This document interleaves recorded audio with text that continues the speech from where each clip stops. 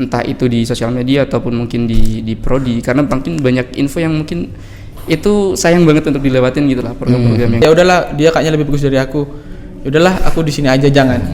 Jadi memang harus ada pengembangan seperti itu dari diri sendiri.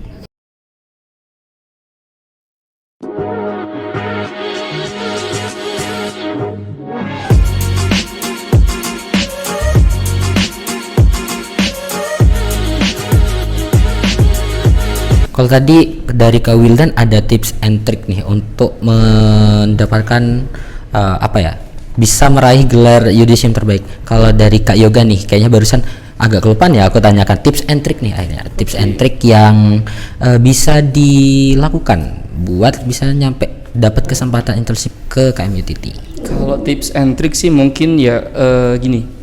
Karena pasti bahasa Inggris itu sangat dipakai untuk di international internship, pasti teman-teman mungkin yang kepikiran nih untuk ikutan program internship internasional bisa siapin tuh bahasa Inggris dari sekarang, entah ikutan kurs atau mungkin TOEFL atau mungkin hal-hal simple, misal kayak dulu tuh aku sering main Umi TV benar-benar tapi pakai server luar negeri gitu lah. Jadi sarana latihan speaking yang sangat gratis ya teman-teman. Betul banget. Jadi ya itu bisa cara low budget lah ya, kita cara low budget juga ini, karena kurs kan juga nggak murah gitu kan. Terus bisa ikutin juga tes bahasa Inggris untuk tes TOEFL-nya misal, karena memang akan diperlukan. Kalau kemarin itu kalau nggak salah tuh minimal 500 ya waktu itu tes TOEFL-nya.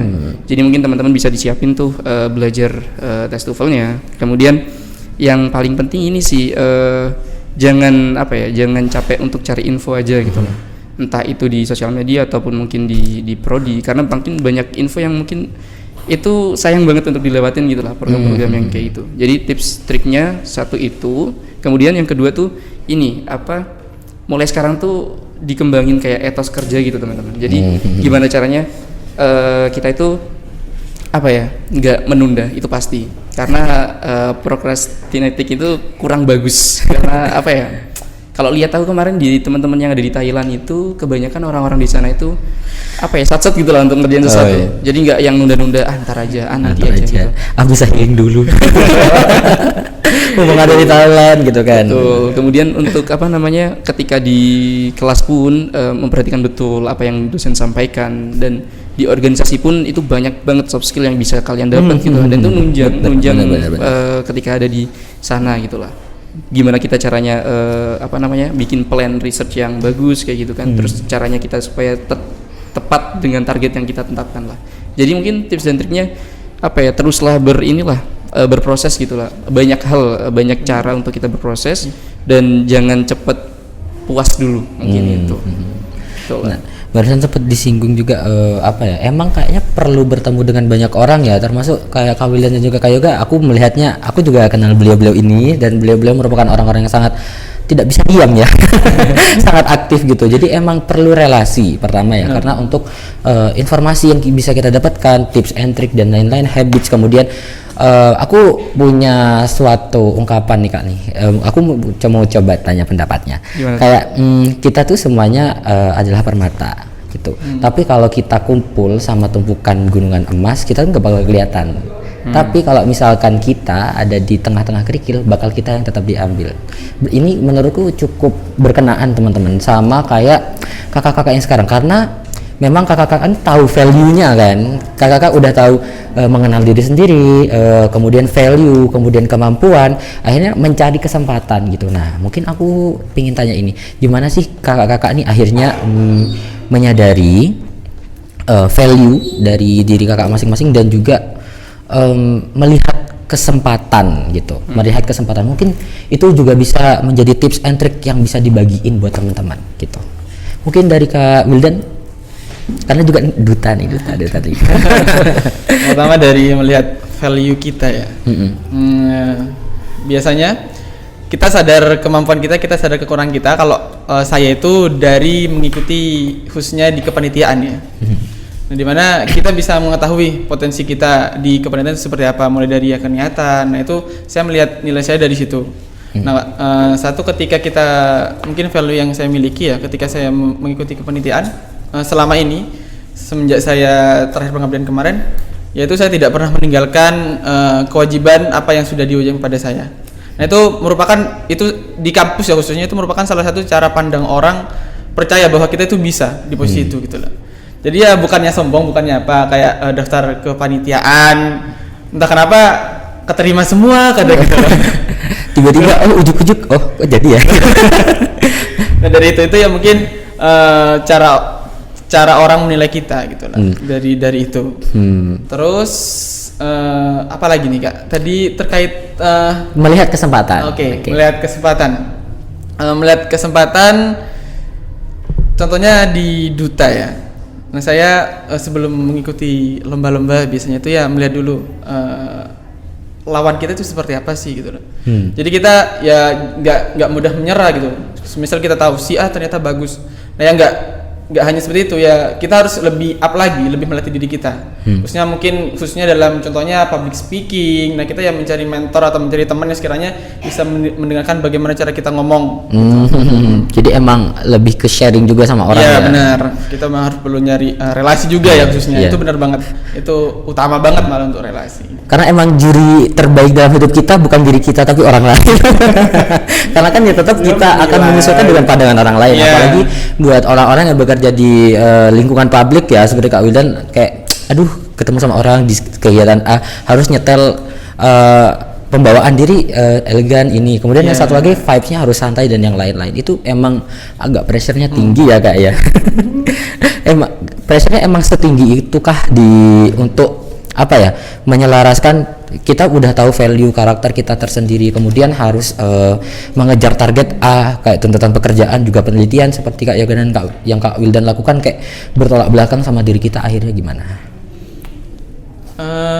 Kalau alhamdulillahnya ya selama ini satu sih kuncinya, jangan terlalu memaksa. Kalau memang kita nggak bisa seperti mereka ya setidaknya kita ada di bawahnya mereka lah gitu. jangan gampang mudah menyerah, ya udahlah dia kayaknya lebih bagus dari aku, ya udahlah aku di sini aja, jangan. Jadi memang harus ada pengembangan seperti itu dari diri sendiri.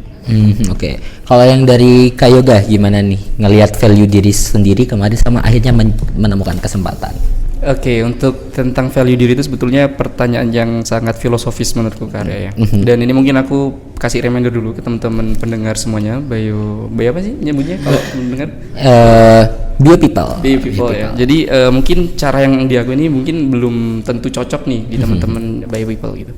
Kalau aku pribadi lebih ini sih ngajak ngobrol diri sendiri. Jadi memang mungkin kelihatannya ini ya orang-orang kalau first impression ke aku ya kebetulan ini kayak extrovert lah gitu. Bahkan tapi memang bener sih kayak MBTI-nya pun extrovert 100% gitu.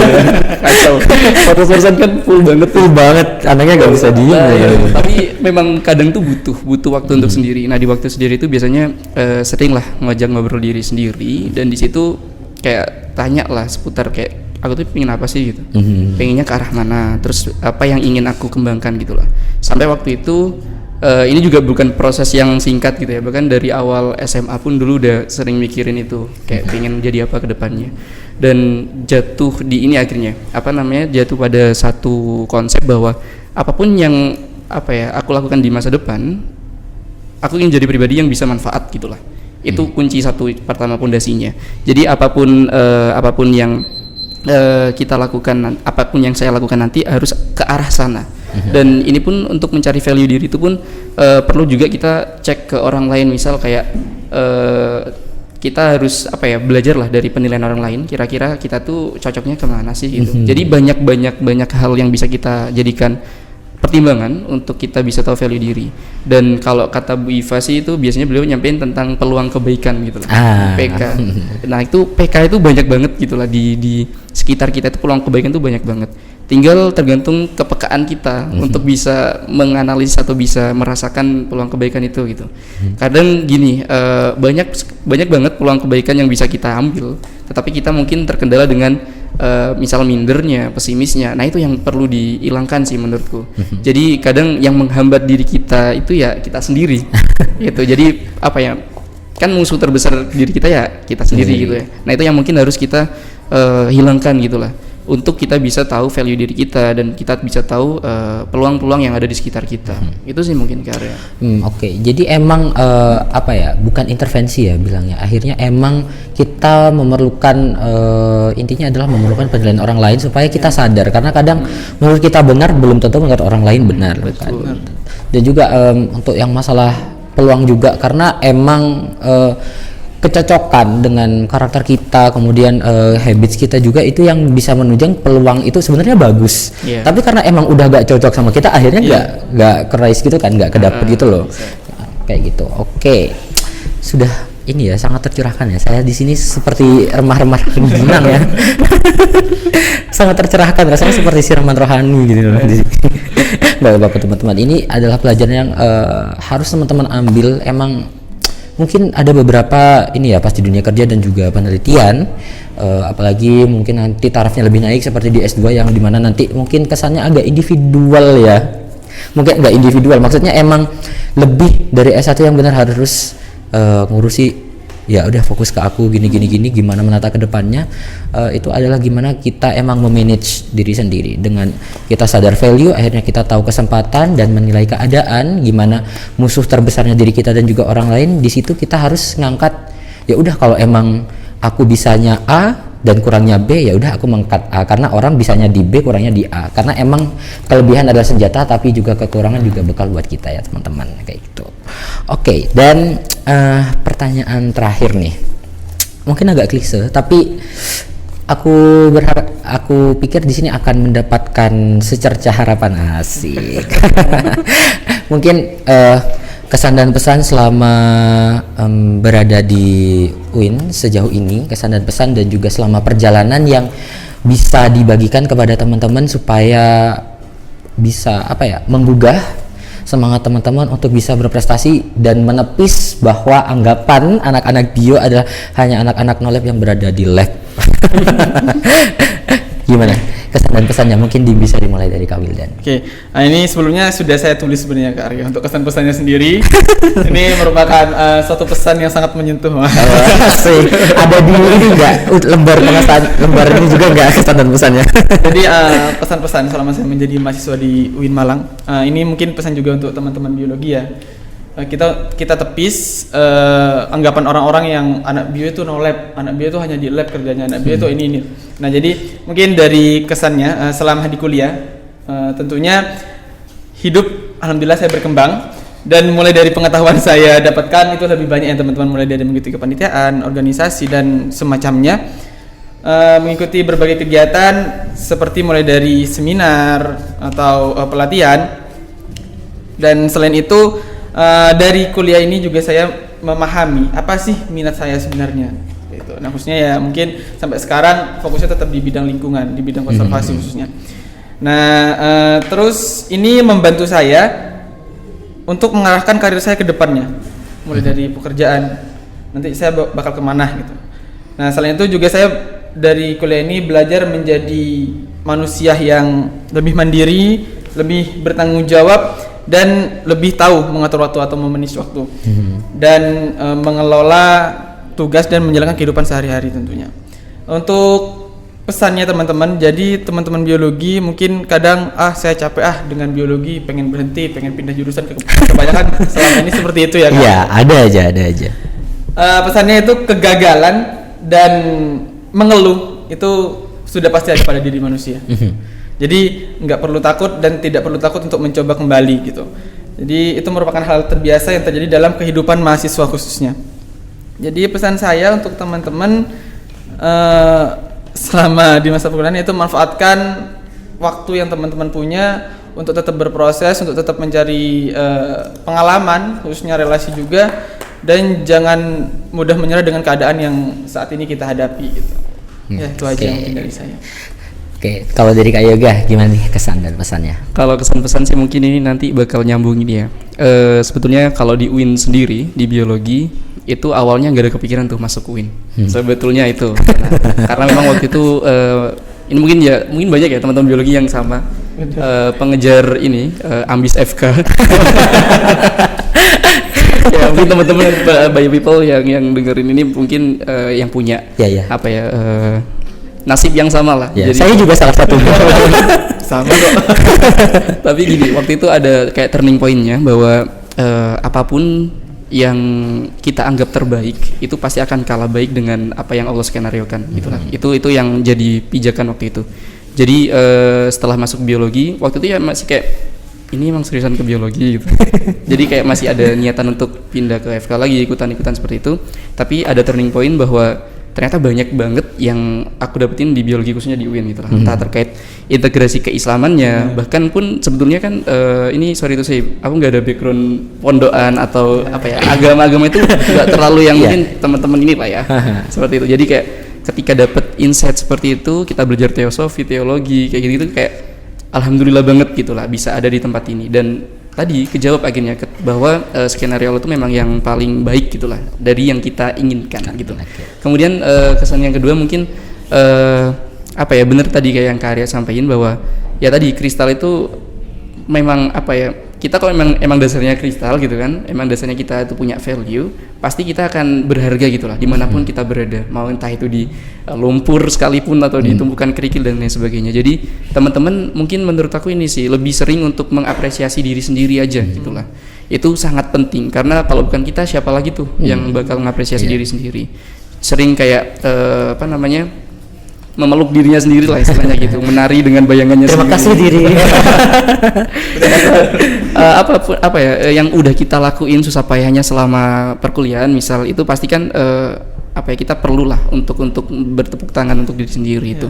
Kemudian untuk pesan yang kedua tadi sama mungkin kayak yang Mas Wildan sampaikan, manfaatkan waktu sebaik mungkin lah, itu penting banget teman-teman karena kita itu tergantung sama apa yang kita lakukan sebetulnya. Dan jaga juga kayak pilih input mana yang mau kita masukin ke diri kita, karena pun outputnya nanti akan terpengaruh dengan inputnya gitu.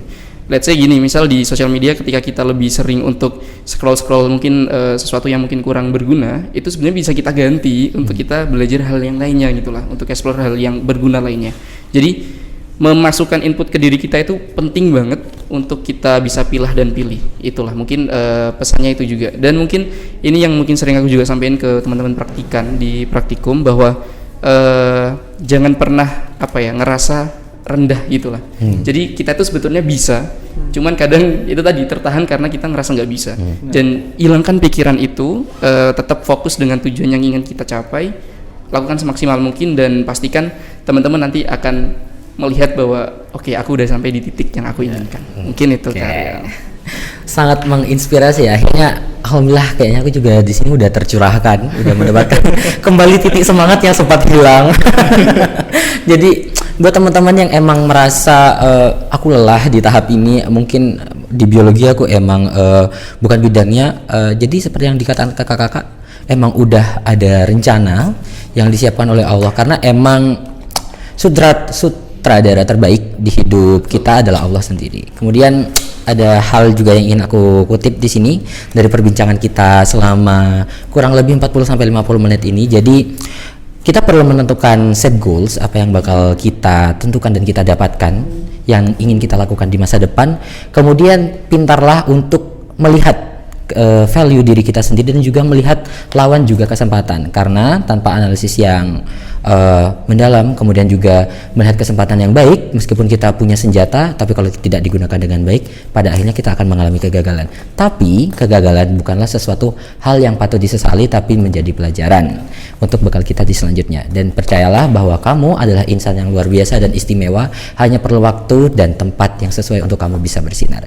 Itu aja yang bisa aku sampaikan. Terima kasih buat Kak Yoga dan juga Kak Wildan yang udah menemani aku hari ini. Terima kasih buat teman-teman yang udah menonton video ini sampai akhir. Semoga perbincangan kita ini akhirnya bisa mengubah teman-teman, mengubah mindset yang anak biologi itu nolep, akhirnya bisa berprestasi seperti kakak-kakak yang tampan berbawan di sini. Terima kasih buat semuanya. Kembali lagi nanti bertemu lagi di episode Red and Talk selanjutnya. Sampai jumpa, bye people.